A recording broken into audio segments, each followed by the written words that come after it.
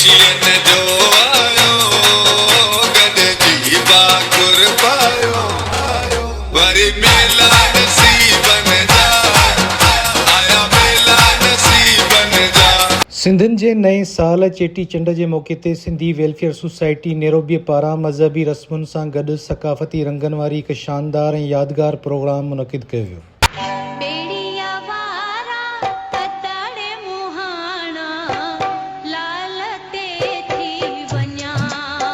Nairobi में Sindhi welfare society पारां सिंधी नए साल चेटीचंड वॾे अक़ीदत ऐं जोश सां मल्हायो वियो।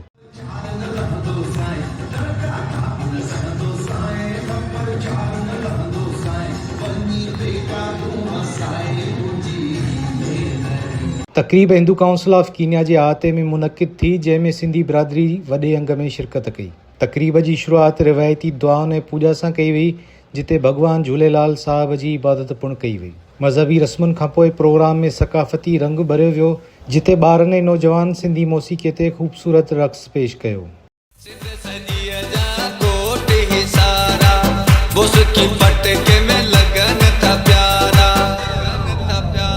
घुटन खे बदिरायो गॾिजी झुमरियूं पायो वरी मेला नसीबनि जा आया मेला नसीबनि जा। जॾहिं त सिंधी नाटक पिणु पेश कया विया। तक़रीब दौरान सिंधी बिरादरी जे बुज़ुर्गनि बि स्टेज ते अची पंहिंजे फ़न जो मुज़ाहिरो कयो ऐं मुख़्तलिफ़ रक़्सनि ज़रिए महफ़िल खे वधीक रंगीन बणायो।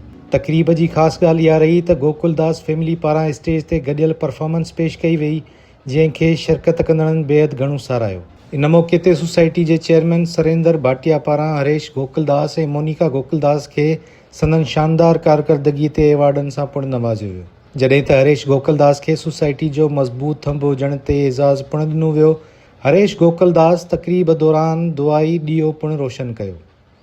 तक़रीब जी पुॼाणी एज़ाज़नि जी विर्छ इज्तमाही दुआउनि ऐं राति जी मानीअ सां थी, जिते शिरकत कंदड़नि ख़ुशीअ जो इज़हार कंदे चयो त घणी बरसाति बावजूदि तक़रीब में शिरकत करणु संदनि लाइ यादगार लम्हा आहिनि।